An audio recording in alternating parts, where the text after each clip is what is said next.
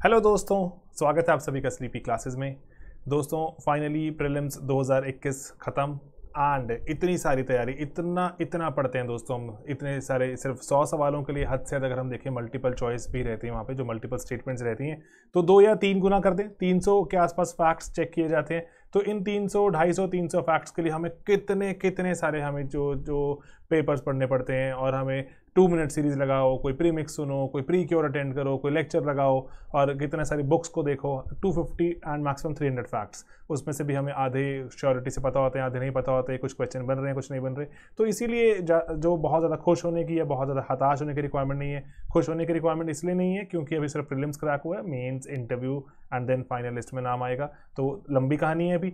हताश होने की रिक्वायरमेंट नहीं है क्योंकि अगर आपके अटेम्प्ट अच्छा नहीं गया तो चेक करना ज़रूरी है कि अटेम्प्ट अच्छा क्यों नहीं गया, कैसे बढ़िया बना सकते हैं। तो जैसे मैं आपको सिर्फ ये चाहता हूँ बताना, यहाँ पे जैसे हमने प्रीलिम्स के लिखा और जैसे विद सोर्सेज है ना, विद सोर्सेज अगर मैंने यहाँ लिखा है तो मैं आपको सिर्फ चाहता हूँ बताना कि लेक्चर्स में सामान बहुत सारा कवर्ड है। लेकिन अगेन हैविंग सेड दैट, ठीक है, मैं क्योंकि सिंस हम टीचर्स हैं, हमें कहना तो बहुत आसान होता है ना, ये पढ़ाया था मैंने लेक्चर में, यहाँ पढ़ाया था, लेकिन ये सब चीज़ें रिटेन करना उतना ही मुश्किल है, रिटेन करके वहाँ रिप्रोड्यूस करना उतना ही जो और चैलेंजिंग है। तो इसीलिए इस पर अगर हम कुछ काम कर सकते हैं तो काम क्या कर सकते हैं कि हम इसको बस रिवाइज करने पे जोर दें और टाइमली चीज़ें कंप्लीट करें ताकि मौका मिले चीज़ों को रिविजिट करने का।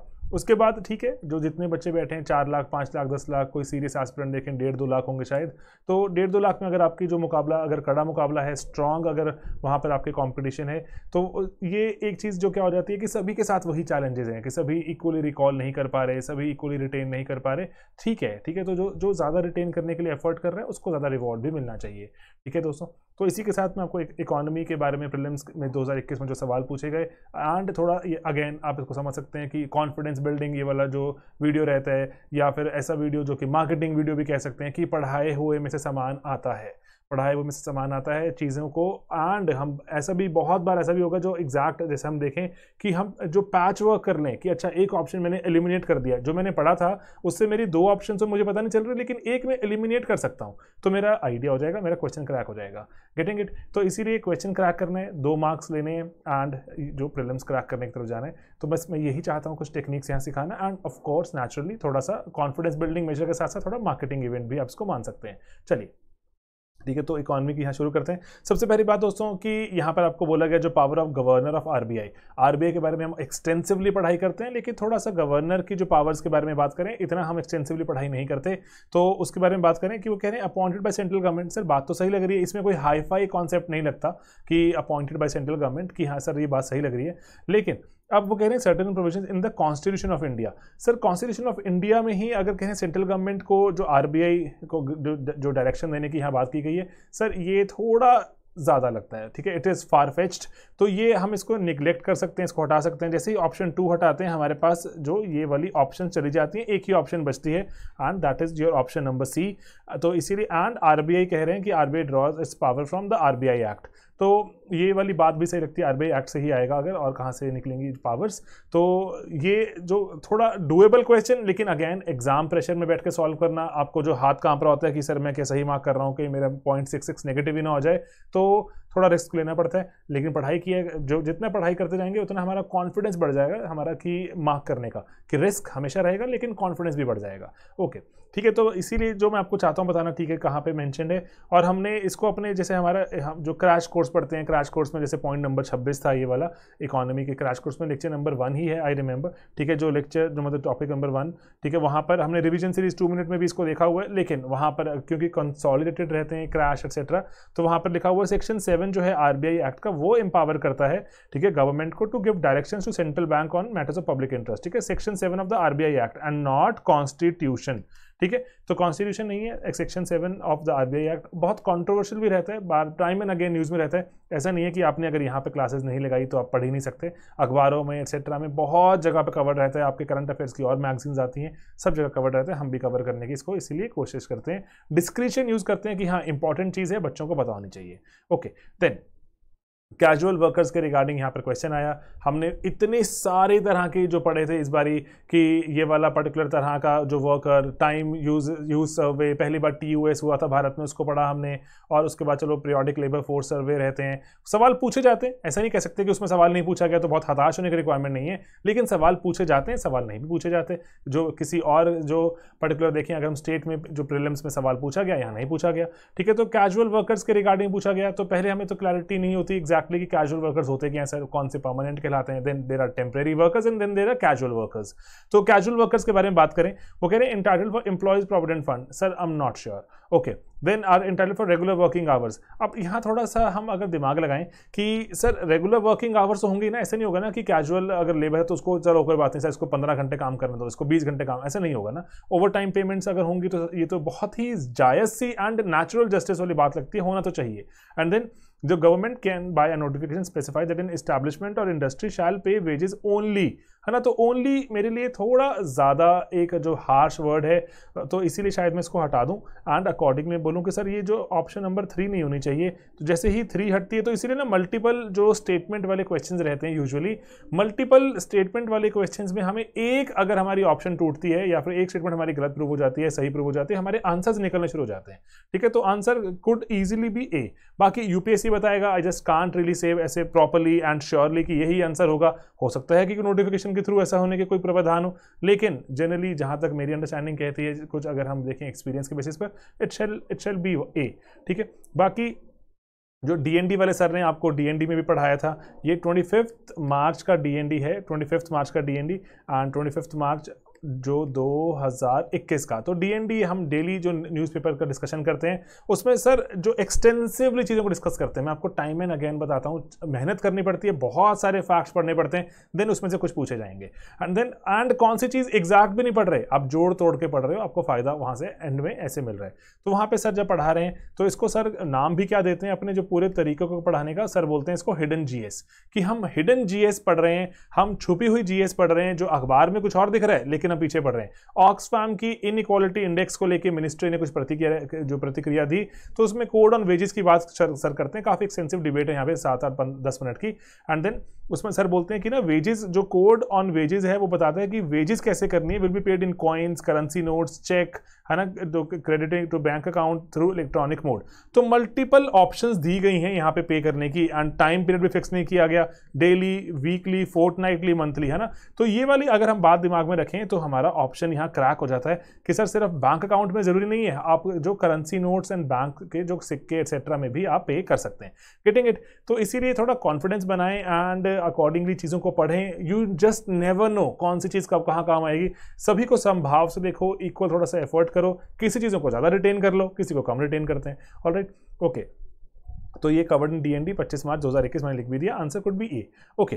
क्योंकि मैं कुड भी लिख रहा हूं क्योंकि यूपीएससी का कुछ भी नहीं पता कौन सी चीज हम कैसे सोचते हैं, कैसे बन जाती है। मोस्टली आंसर्स हमारे जो भिड़ जाते हैं सारे सही रह जाते हैं, ठीक है, क्योंकि रिसर्च होते हैं, आपको तो एग्जाम में करना है, हम तो एग्जाम के बाहर बैठ के कर रहे हैं ना, तो इसलिए जो सही रहते हैं। लेकिन अगर इन केस अगर ऊपर नीचे हो, क्योंकि फ्यूचर में कभी आप इस वीडियो को देख रहे हो एंड जब तक की आ चुकी हो ऑफिशियल की, तो आप ऐसा सोचेंगे अरे ये तब तो ए बताया था, आंसर निकला कुछ और, तो अकॉर्डिंगली, ठीक है, ओके।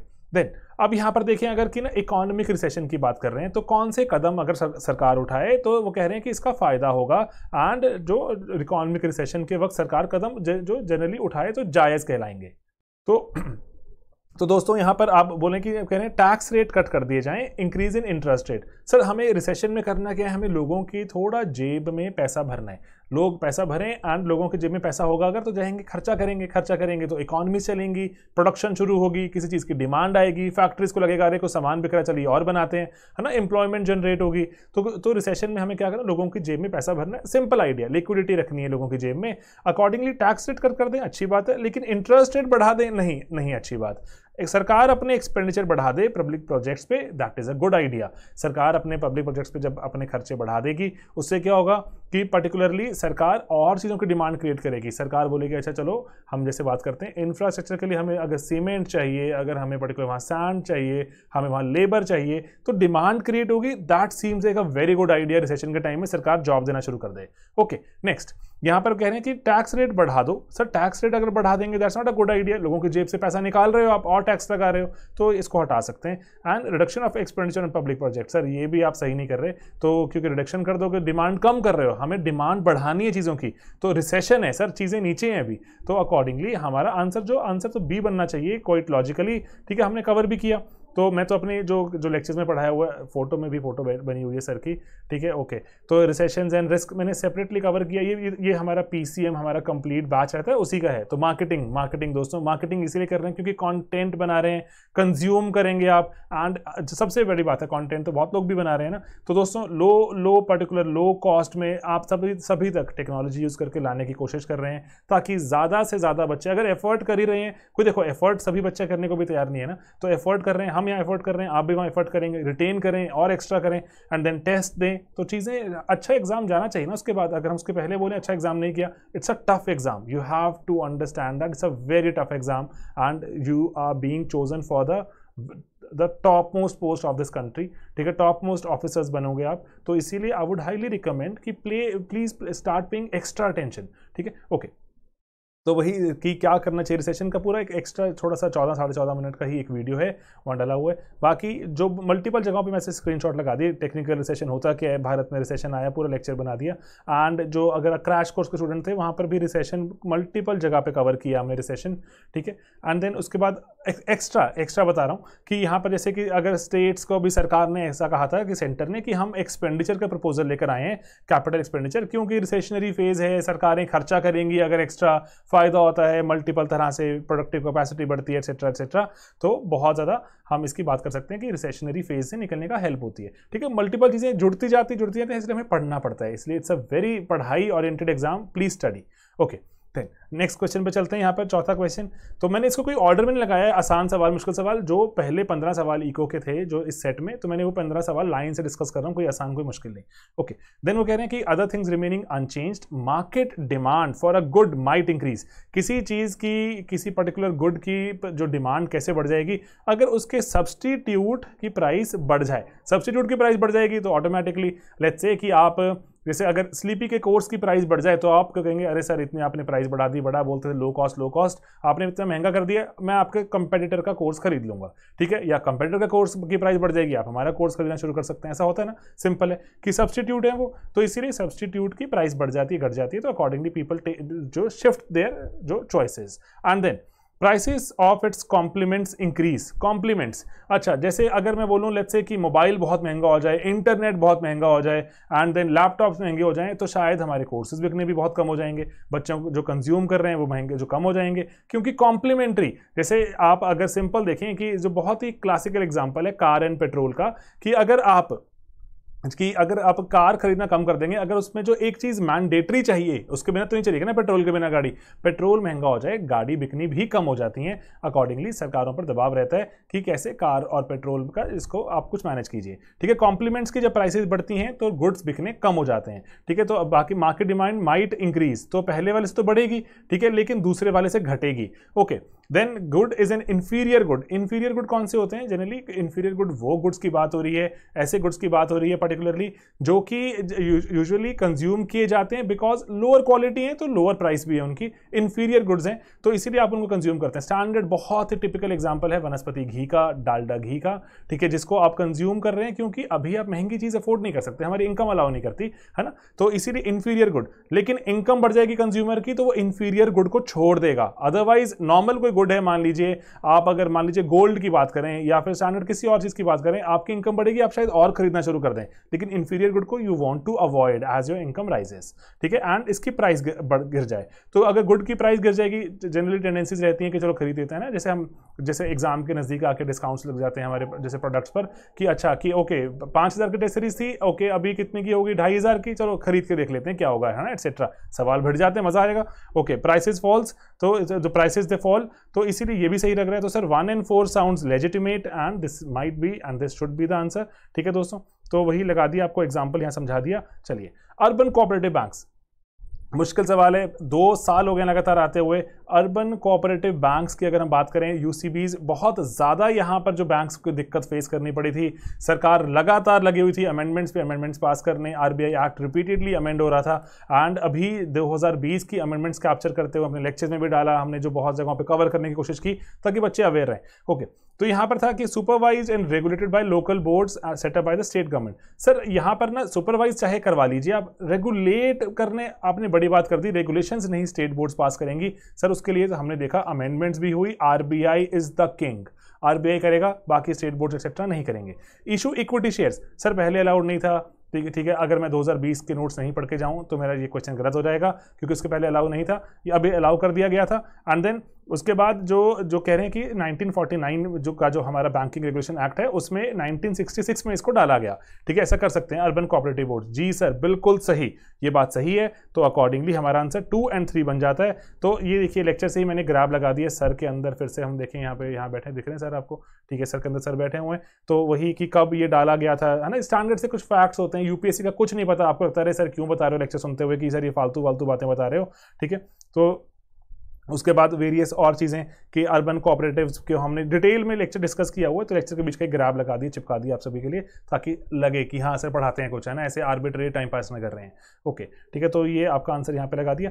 चलिए, बॉन्ड यील्ड्स, इतना बॉन्ड यील्ड्स को हमने प्रीमिक्स में डिस्कस कर दिया बच्चों के। जैसे मैं आपको एक बात समझाता हूँ यहाँ पर, एक छोटा सा किस्सा शेयर करता हूँ कि हमारा जैसे ना जो हम ग्रुप्स बनाते हैं बच्चों के, टेलीग्राम पे ग्रुप्स बन जाते हैं, तो ग्रुप्स बन जाते हैं, उसमें बच्चों को जनरली डाउट रहता है सर बॉन्ड यील्ड इतनी बार आ रहा है, आपने लेक्चर में कवर नहीं किया हुआ, बता दीजिए। तो लेक्चर में कवर नहीं किया हुआ, लेक्चर को जाके अमेंड करना है, इट्स अ लॉन्गर टास्क। लेकिन हाँ, ऑन द स्पॉट वीडियो बनाकर डाल दो, और वहाँ पे वॉइस नोट बनाकर डाल दिया था, तो आई रिमेंबर। तो इसीलिए बॉन्ड यील्ड्स की बात हो रही थी, तो उस पर हमने वीडियो बनाकर डाल दिया था। तो बॉन्ड यील्ड्स पेपर में पूछ ली गई, ऐसा तो कुछ भी पूछ सकते हैं ना, हजारों चीजें होती हैं, लेकिन पूछ ली गई एंड इंसिडेंटली हमने वीडियो भी बना दिया है, तो फायदा हुआ। तो इसलिए बोलते हैं सर बॉन्ड यील्ड्स पर्टिकुलरली देखें, अगर बॉन्ड यील्ड्स कैसे इंपैक्ट होती हैं। सर अगर अमेरिका का जो आरबीआई है, यूएस का फेडरल रिजर्व है, अगर वो अपने एक्शंस को कुछ भी जो भी अपने पर्टिकुलर चीज में स्टांस में अगर बदलाव लेकर आता है कि इन्वेस्टर्स, अगर मान लीजिए सारे के सारे इन्वेस्टर्स एकदम से अट्रैक्ट हो जाएं यूएसए की तरफ, अरे बहुत बढ़िया पॉलिसी लेकर आया फेडरल रिजर्व, वो चले जाएं सभी यूएसए की तरफ, तो हमारे देश की सरकार के पास पैसा उधार कहां से आएगा। तो हमारी देश की सरकार चाहेगी अरे आइए हमारे पास भी आइए, हम आपको और बेहतर रिटर्न देते हैं, 5% नहीं, हम आपको 6, 7, 8 बॉन्ड यील्ड्स बढ़नी शुरू हो जाएंगी, ठीक है। एंड अकॉर्डिंगली आप सरकार लिक्विडिटी बनाने के लिए और उस पर बॉन्ड यील्ड्स को चेंज करना शुरू कर देगी, ठीक है। तो डेफिनेटली फर्क पड़ेगा, है ना। यूएस की जो पॉलिसी, ऐसे बोलते हैं कि यूएस में तो कुछ भी होता है दुनिया भर में असर पड़ता है इसका, कि when US catches cold, when US sneezes the rest of the world catches cold, है ना, ऐसे बोलते हैं ना। यूएस में कुछ भी दिक्कत आती है पूरी दुनिया को फर्क पड़ता है, यूएस कुछ भी ऊपर नीचे कर दुनिया को फर्क पड़ता है, क्योंकि बहुत ज्यादा बड़ी मार्केट है एंड बहुत ज्यादा अभी इंटरवीनिंग मार्केट भी है दुनिया भर में। Okay, then action of the Reserve Bank of India. Sir Reserve Bank of India भी एक्शन लेगा तो फर्क पड़ेगा उसका। तो चलिए पहले देखते हैं, हमारा 1 अगर करेक्ट है तो हमारे पास यही 2 ऑप्शन बनती है, 1 और 2 तो चलो कह रहे हैं, वो 3 है कि नहीं। सो inflation and short term interest rates, short term interest rates अगर ज्यादा हैं या कम हैं, accordingly long term interest rate पर तो प्रभाव डालेंगे, ठीक है। कि लॉन्ग टर्म में अगर हमारा क्या इन्फ्लेशन को लेकर एक्सपेक्टेशन है, इन्फ्लेशन अगर ज्यादा चल रही है तो लोगों को लगेगा कि हमें और इंटरेस्ट चाहिए ना, इन्फ्लेशन को बीट तो करें हम, तो accordingly this sounds right, this seems right logically, ठीक है। तो आंसर हमारा बिकम्स 1, 2, 3, ठीक है। 1 और 2 तो था ही, 3 है कि नहीं वो हमने चेक किया, 1, 2, 3 बन गया। बॉन्ड यील्ड्स पे क्वेश्चन यहाँ पर देख सकते हैं आप, 10 जून 2021 को कवर्ड है, ठीक है। 5000 रिव्यूज हैं बेचारे, है ना, और व्यूज होते मजा आता है और बच्चे देख पाते। तो चलिए कोई बात नहीं, बॉन्ड यील्ड्स की बात की हुई है, पूरा डिटेल में समझाया हुआ है, ज्यादा बड़ा वीडियो भी नहीं, 13 मिनट्स का वीडियो है। तो चलिए ओके, ठीक है। एंड देन अब वो बोल रहे हैं कि एफडीआई, सर एफडीआई क्या है, इनमें से जो आपको ऑप्शंस दी गई हैं इसमें से फॉरेन डायरेक्ट इन्वेस्टमेंट कौन सी है। अपने एफडीआई में पर्टिकुलर एक चीज है, बहुत कॉम्प्लेक्स टॉपिक बन जाता है ये। एंड उसके बाद अगर आप इसकी एंट्री केसेस में जाएं, आरबीआई एंड हमारा जो डिपार्टमेंट होता है for promotion of investment and internal trade, दोनों थोड़ा सा अभी सिंक्रोनाइज नहीं है, ये मतलब मेरी अंडरस्टैंडिंग है, सरकार ऐसा नहीं कह रही, ठीक है, मेरी अंडरस्टैंडिंग है ये। तो आरबीआई, डीपीआईआईटी थोड़ा डिफरेंट भी चीज़ों को देखते हैं अभी भी।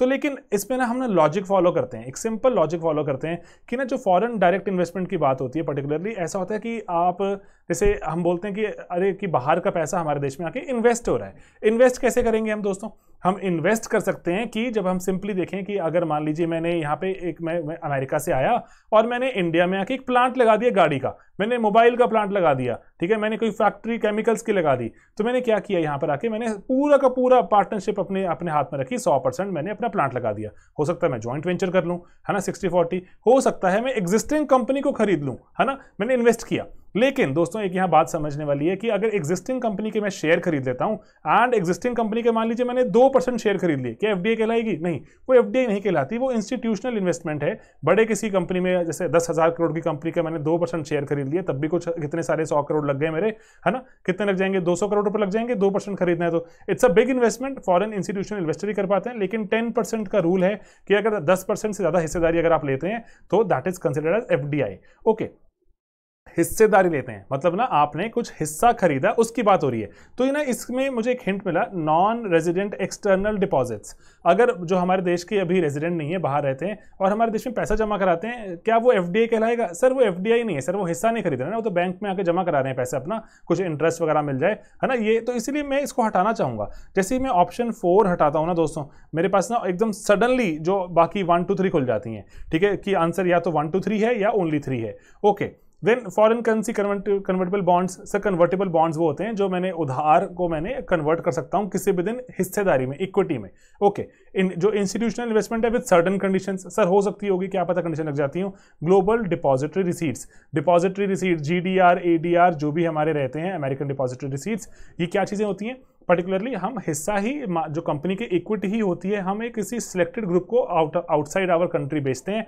विद जो एक लिमिटेड ग्रुप रहता है, बहुत सारी रेगुलेशंस की पालना नहीं की जाती, एंड देन इसीलिए easier to sell and easier to market होती है, ठीक है। तो इसीलिए जो उस जिस कंट्री में जाके बेच रहे हैं उसकी, जैसे फॉर एग्जांपल यूएस में बेच रहे हैं, वहां पे सिक्योरिटीज एंड एक्सचेंज कमीशन रहता है, तो उसी को फॉलो किया जाता है। Getting it? तो ये एज सच देखें अगर तो एज सच तो आंसर बहुत क्रिस्टल क्लियर नहीं है। अगर आप इवन कि मैंने तो पूरी रिपोर्ट पढ़ी, 111 पेज की रिपोर्ट है जो department of promotion of internal trade की, इन्वेस्टमेंट इंटरनल ट्रेड, वो कहते हैं कि हम जैसे फॉरेन इनडायरेक्ट इन्वेस्टमेंट मानते हैं इसको, ठीक है, डायरेक्ट नहीं है, फॉरेन इनडायरेक्ट इन्वेस्टमेंट, लेकिन कह रहे हैं एज सच ऐसी कोई क्लासिफिकेशन नहीं होती, तो it is part of FDI, ठीक है। तो इसलिए डीपीआईआईटी की बात मानते हुए आरबीआई नहीं मानते, मैं आपको स्क्रीनशॉट दिखा दूंगा, ठीक है। तो इसलिए हमारा आंसर शैल बी 1 2 3। आरबीआई की बात मानते हैं, आरबीआई ऐसा नहीं कहता, लेकिन डीपीआईआईटी की बात मान रहे हैं, 1 2 3 बन जाएगा। हमने अपने लेक्चर्स में कवर किया है, लेकिन यहाँ पे चाहता हूँ बताना, इतना डिटेल में कवर नहीं किया एफडीआई में क्या आता है, कैसे नहीं आता, ठीक है, कौन से एफपीआईज, ये कॉन्सेप्चुअली देखा था, लेकिन हाँ अब वो और डिटेल में चले गए, जैसे जो general securities, non convertible debentures, है ना, ये एफआईआईज और एनआरआईज का पैसा एटसेट्रा कहाँ कहाँ कैसे कैसे लगता है, उसको डिस्कस किया हुआ हमने। लेकिन हाँ एग्जैक्टली अब मैं यहाँ चाहूँगा बताना, थोड़ा सा मुश्किल सवाल था ये, एंड एग्जैक्टली इसलिए सॉल्व कर पाना, लॉजिक से सॉल्व हो सकता है लेकिन स्टिल इट बिकम्स ट्रिकी, है ना, एग्जाम में आप मार्क करें कि ना करें। ओके, तो ये है हमारा जो इनेक्चर लगा दी यहाँ पे मैंने, डीपीआईआईटी का इनेक्चर है ये, एंड बताते हैं कि कौन सी investments direct and indirect foreign investment कहलाती हैं, एंड देन अकॉर्डिंगली जो यहाँ पे आरबीआई का क्या टेक है। आरबीआई कह रहे हैं कि जो पर्टिकुलरली जो डायरेक्ट इन्वेस्टमेंट है वो है गवर्नमेंट या फिर आरबीआई ऑटोमेटिक रूट, है ना, एनआरआईज भी कर सकते हैं, एक्विजिशन ऑफ शेयर्स, हिस्सेदारी, लेकिन पोर्टफोलियो इन्वेस्टमेंट में वो रखता है GDR, ADR, FII, offshore funds and others. तो इसीलिए आरबीआई एंड में लिखता है दोस्तों, बात ध्यान देने वाली है, notwithstanding the treatment of ADR, GDR as FDI under FEMA, RBI publishes ADR, GDR as portfolio investment, DIPP, DPIIT however treats this as FDI, ठीक है, जो इसीलिए आंसर कुड बी ए। तो getting it, RBI clearly website पे लिख रहे हैं अपने, एंड वहां पे जो उनके जो पूरा डिटेल्ड जो वहां पे पब्लिशिंग रहती है उसमें लिखा हुआ है कि हम नहीं मानते, सरकार मान सकती है। ओके, चलिए नेक्स्ट क्वेश्चन में चलते हैं यहाँ पर। तो नेक्स्ट क्वेश्चन में कह रहे हैं कि जो डीवैल्यूएशन है ना, स्टैंडर्ड हमारा क्वेश्चन बनकर आया कि यहाँ पर, सॉरी ये जो this is not 1, this is 1, this is 2 and this is 3, ठीक है। ओके, तो वो कह रहे हैं कि the effect of devaluation of a currency is that it necessarily, कि डीवैल्यूएशन कब होती है, कि जो डीवैल्यूएशन अगर हो जाती है तो उससे क्या होता है ना, सवाल पूछ रहे हैं, डीवैल्यूएशन अगर हम करेंसी के कर दें तो उससे क्या होगा, ठीक है। पहली चीज है कि कंपेटिटिवनेस तो बढ़ती है हमारे एक्सपोर्ट्स की, कंपेटिटिवनेस की ना, दैट मींस कि अगर सिंपल बात है कि पहले अगर मान लीजिए कोई हमारा प्रोडक्ट था बाहर बिकता था $5 का, शायद अब वो $4 का बिकना शुरू हो जाए, कंपेटिटिवनेस बढ़ती है। इसको हम पूरा डिस्क्रिप्टिवली देखते हैं, ठीक है, एक्सप्लेन किया वो लेक्चर्स में, अभी आपको शायद इजी है, इट्स नॉट दैट टफ, ठीक है, इट्स नॉट दैट टफ। हमारे यूट्यूब पे लेक्चर अवेलेबल है, वैल्यूएशन डीवैल्यूएशन ऑफ करेंसी क्या प्रभाव पड़ता है, कैसे पड़ता है, मैंने आपको नंबर देकर समझाया हुआ है, बहुत इजीली समझ आ जाता है।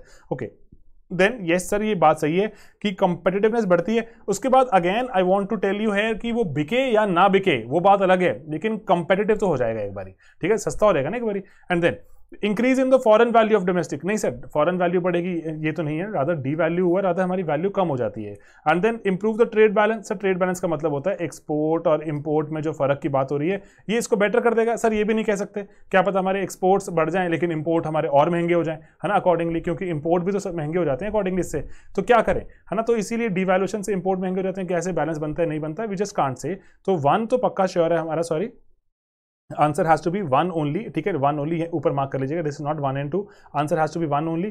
तो इसलिए जो वैल्यूएशन पर हमने पूरा एक लेक्चर, जैसे क्रैश कोर्स का ग्राफ है, ठीक है, क्रैश की अप्रिसिएशन, डिप्रिसिएशन, वैल्यूएशन, डिवैल्यूएशन का क्या प्रभाव पड़ेगा वो नंबर्स देखे वहां पे आपको समझाया हुआ है, ठीक है। One seems aged, answer could be A, तो ठीक है, यहाँ पे प्लीज इसको मार्क करें, थोड़ा सा ये ग्रीन वाला है इसके ऊपर आना चाहिए था, तो वो थोड़ा गलती है। ओके ठीक है दोस्तों, चलिए ब्लैक मनी की बात हो रही है, सरकार को बहुत चिंता होती है, वो कह रहे हैं कि main cause of worry black money की। सर बहुत बार हम ब्लैक मनी देखते हैं कि काला धन कहाँ जा रहा है, डेफिनेटली काला धन रियल एस्टेट और लग्जरी हाउसिंग में जाता है, डेफिनेटली अनप्रोडक्टिव एक्टिविटीज जैसे कोई सोना और ये वो जो प्रेशियस स्टोन्स, नीलम एक्सेट्रा खरीद लेते हैं, डेफिनेटली पॉलिटिकल पार्टीज की फंडिंग भी होती है। लेकिन सरकार का सबसे बड़ा दुख है जो काले धन का, वो क्या है कि सरकार को टैक्स नहीं मिला, इस पर टैक्स नहीं मिला, सरकार बहुत सारी एक्टिविटीज नहीं कर पाती। बिजनेस हो रहा है जो हमारे देश में बहुत सारा, लेकिन बिजनेस में जो बहुत सारी जो ट्रांजैक्शंस हो रही हैं, अन ट्रांजैक्शंस हो रही हैं, लेकिन बस सरकार को उसमें जो पैसा मिलना चाहिए, सरकार का जो हिस्सा होना चाहिए था टैक्स का, वो नहीं मिलता। सरकार का सबसे बड़ा दुख है वो, सरकार बहुत सारे काम नहीं कर पाती, उसके कारण अकॉर्डिंगली खुद को ही डेवलप नहीं कर पाती ना सरकार, और ऑफिसर भर्ती नहीं कर पाएगी क्योंकि उसके पास पैसे नहीं है पे करने के लिए। तो इसीलिए पूरा का पूरा सिस्टम वहीं से क्रम्बल होता है। इको सर्विस को एक्सटेंसिवली डिस्कस करता है, लेकिन चलिए ऑन द स्पॉट भी हम इसको बेहतर तरह से देख सकते हैं। ऑलराइट, तो इन्फ्लेशनरी जो इसमें से सबसे ज्यादा इन्फ्लेशनरी क्या होगा इसको देख सकते हैं। तो यहां पर जैसे अब आपको मोस्ट इन्फ्लेशनरी की बात कर रहे हैं, सभी चीजें जो यहां पे ऑप्शन दी गई हैं वो सभी इन्फ्लेशनरी हो सकती हैं। रीपेमेंट ऑफ पब्लिक डेट, सरकार अपना उधार वापस कर दे, ठीक है, सरकार वापस कर दे, लोगों के पास पैसा पहुंच जाएगा, दैट मीन्स लोगों की लिक्विडिटी इंक्रीज हो गई, लोगों की जेब में जब पैसा बढ़ जाएगा, सरकार ने जो उधार लिया था लोगों से वापस कर दिया, लिक्विडिटी बढ़ गई, यस दैट इज इन्फ्लेशनरी। तो ये आंसर हम रखेंगे, इसको अभी डिस्कार्ड नहीं करेंगे। Okay, then borrowing from the public, सरकार अगर जनता से पैसा अगर ले रही है उधार, सरकार जनता की जेब से पैसा निकालकर खुद के पास रख रही है, ठीक है, उधार की मैं फ्यूचर में वापस कर दूंगी, that means it decreases liquidity. ये आंसर तो नहीं है सर, ठीक है, इन्फ्लेशन तो लिक्विडिटी बढ़ने से आती है। Okay, then borrowing from the banks, सरकार बैंक से बोरो कर रही है, दैट मींस बैंक्स आगे लोगों को नहीं दे पाएंगे, लोगों को उधार नहीं दे पाएंगे, कुड बी यस लिक्विडिटी घटाएगा, तो it is again wrong. Okay, creation of new money to finance a budget deficit, अरे सर बजट डेफिसिट मतलब कि सरकार चाहती थी कुछ करना लेकिन पैसे कम पड़ गए तो अब एक्स्ट्रा पैसे चाहिए, सरकार ने नोट ही प्रिंट कर दिए, ना तो किसी से उधार लिया, जिसकी जेब में पड़ा था वो पड़ा हुआ है, सरकार ने और करेंसी प्रिंट करी, ना बैंक से लिया कुछ किया, एंड चलिए सरकार ने खर्चा कर दिया, तो एक्स्ट्रा लिक्विडिटी जो मार्केट में लिक्विडिटी थी और डाल दिया पैसा, that means this is the most inflationary. And डरने की बात नहीं है दोस्तों, हम ये देखिए, डू नॉट वरी, ये स्क्रीन ग्राफ भी इतना बढ़िया लिया यहाँ पर कि ये हम जैसे अपने पीसीएम में हम डिस्कस कर रहे थे past year questions, it is a past year question repeat हो गया दोस्तों, which of the following is likely to be most inflationary, वहां पर भी मैं ऐसे बोल रहा हूँ मोस्ट को मार्क करके, ठीक है, एंड देन आंसर हमारा वहीं पर ही, जो ये तो यूपीएससी ने बता दिया कि borrowing from the public to जो फाइनेंस जो क्रिएटिंग न्यू मनी, सॉरी, है ना, this is the answer.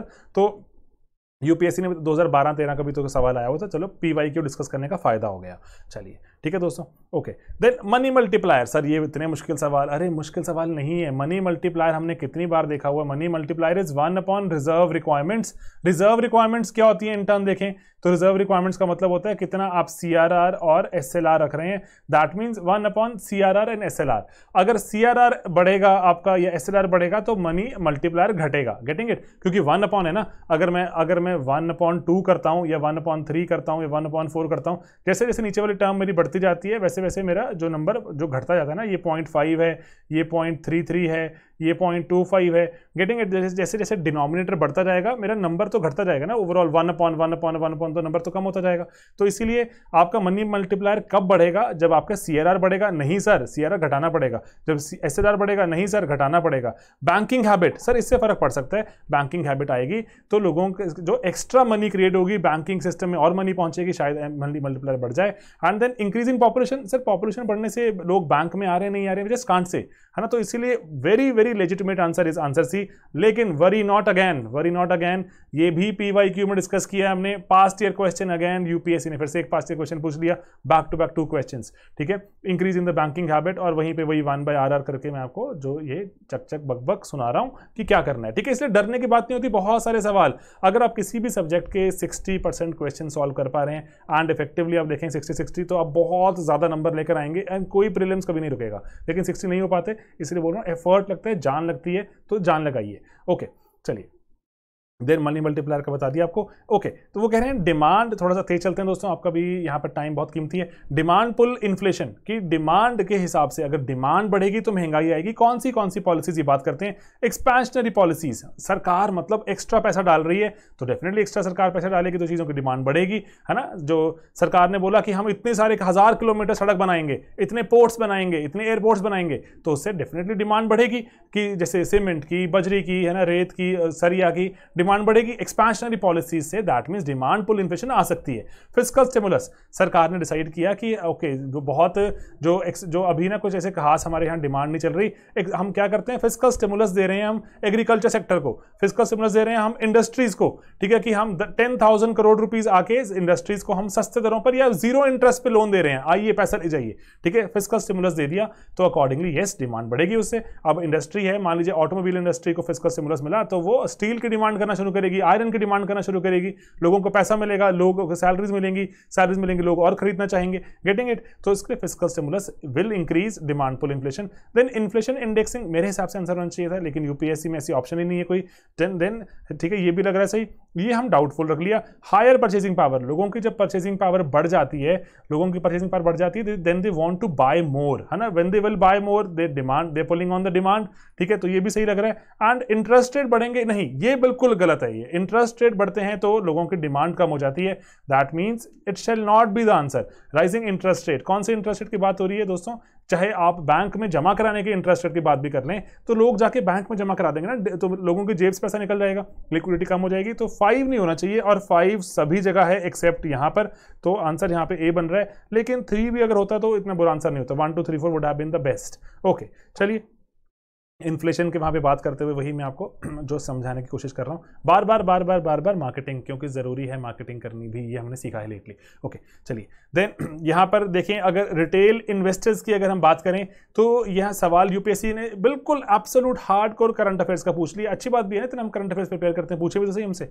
Okay, retail investors वो कह रहे हैं कि अब इन्वेस्ट कर सकते हैं सरकार के treasury bills, government of India के डेट बॉन्ड्स में, इन प्राइमरी मार्केट्स, है ना, डायरेक्टली। जब सरकार पहली बार ये बॉन्ड्स लेकर आ रही है, तब भी आप और मैं जो रिटेल इन्वेस्टर्स हैं, बड़े बड़े लोग तो करते हैं, बैंक्स तो करते हैं, है ना, जो पीडीज हैं वो तो करते हैं, ठीक है, जो आपके प्राइमरी डीलर्स हैं, हम जैसे लोग जो रिटेल इन्वेस्टर्स हैं ना, इंपॉर्टेंट है, हम कर पाते हैं। अब बहुत सारे जो जगहों पर, जो पहले अगर आप 2020 के पहले अगर आप नोट्स देखेंगे, लिखा होगा शायद नहीं कर सकते ही। 2020 में ही सरकार ने डिसाइड किया कि यस कर सकते हैं, प्राइमरी लोगों को भी अलाउ करो। एंड देन उसके लिए NDSOM हम पढ़ते हैं, नेगोशिएटेड डीलिंग सिस्टम और ऑर्डर मैचिंग, वो सिस्टम यूज किया जाता है इसको करने के लिए। एंड देन ये अगर मेरा सही है, ये सही है, तो मेरे पास ऑप्शन 1 और 2 वाली सिर्फ बचती ही यही है, ठीक है, दैट्स इट, आंसर बी बचता है। क्योंकि यहां पर जो थर्ड ऑप्शन है that is very tough. Thank you UPSC, आपने थोड़ा सा काम आसान कर दिया। Central depository services limited joint venture है आरबीआई का इन बॉम्बे।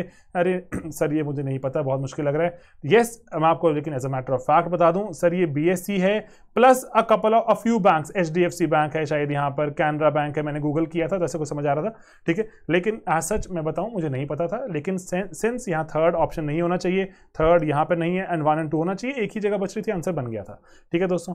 तो वही इवन की जो इकोनॉमी की रिवीजन सीरीज करी थी उसमें भी कवर किया है हमने, ये टाइम पे जाकर देख सकते हैं आप। एंड देन हमारा जो कोर्स है, कोर्स में तो चलो कवर था ही ये वाला, ठीक है, कि कैसे कैसे क्या क्या हम कर सकते हैं। ऑलराइट, तो वाटर क्रेडिट टफ क्वेश्चन, मैं इसके बहुत ज़्यादा डिटेल में नहीं जाऊंगा, जो मुश्किल है दोबारा नहीं आना चाहिए। तो इसमें लेकिन जो एक गिव अवे था वो यही था कि WHO और वर्ल्ड बैंक यहाँ पर जो एज सच नहीं इन्वॉल्व, ये एक फ्रीलांसिंग की तरह शुरू किया गया था बाय सम ऐसे hi fi personalities. And gradually ये आइडिया था कि लोगों को अच्छी जो सैनिटेशन फैसिलिटीज़, जो साफ पानी नहीं मिल पाता, तो अगर हम सस्ते दरों पर लोगों को लोन दें कि आप इस फैसिलिटीज़ खुद क्रिएट कीजिए अपने लिए, है ना, क्योंकि अगर आप बीमार रहते हैं गंदा पानी पीने से, जो अगर आपके आसपास अस्वच्छता है तो उससे आप बीमार रहते हैं, तो आप खुद में इन्वेस्ट कीजिए, जो बहुत सस्ता लोन लीजिए, माइक्रो फाइनेंस फैसिलिटीज मिल रही थी आपको, एंड अकॉर्डिंगली आप वाटर सैनिटेशन सेक्टर को चाह रहे थे लोगों को कि लोग खुद से सरकार की वेट ना करें, खुद ही काम करना शुरू कर दें। तो इसलिए जैसे ही मैंने 2 को हटाता हूं, वैसे में 2 को हटाना इतना आसान नहीं था।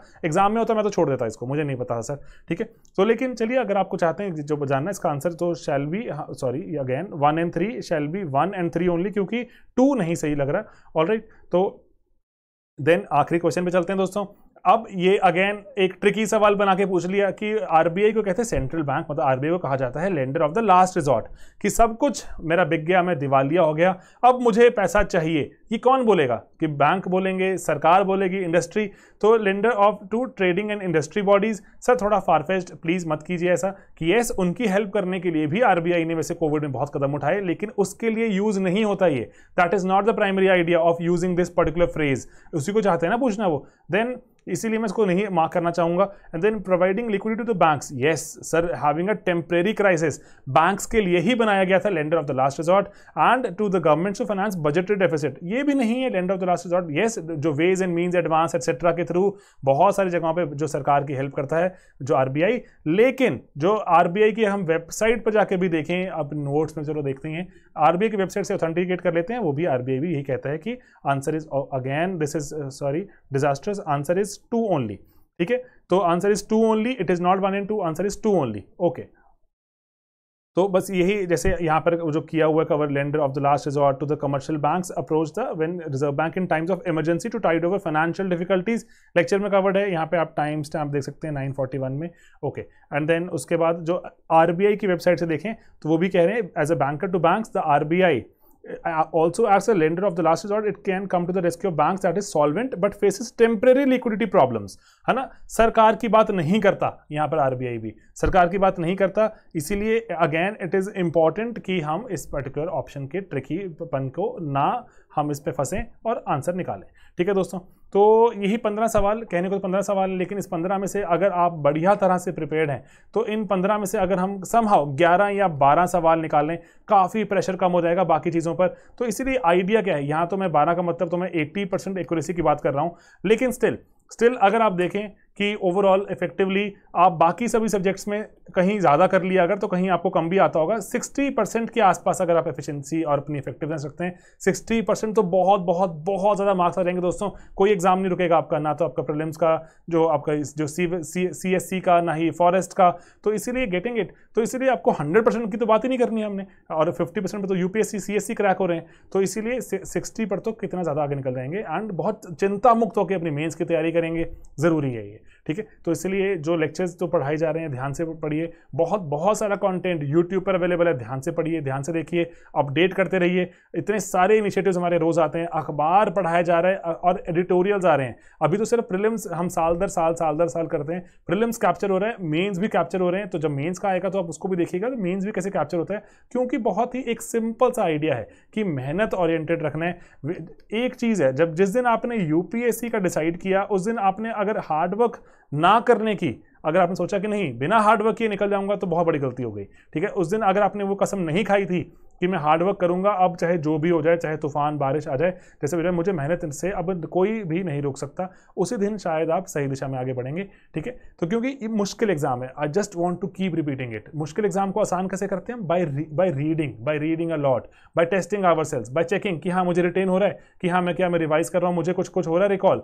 तो ऐसे ही पता लगता है कि हाँ कुछ हो रहा है कि नहीं हो रहा। ठीक है दोस्तों, बाकी अगेन प्रवचन की आदत इसीलिए है क्योंकि लगता है कि बहुत ही डूएबल हो जाती हैं चीज़ें अगर हम उसको ढंग से करें, हम एक पाथ पे चलें, एक पर्टिकुलर तरह से ऑर्गेनाइज रहें, लेकिन हम फंसे भी रह सकते हैं, है ना, बार बार लूप में घूमते रहेंगे।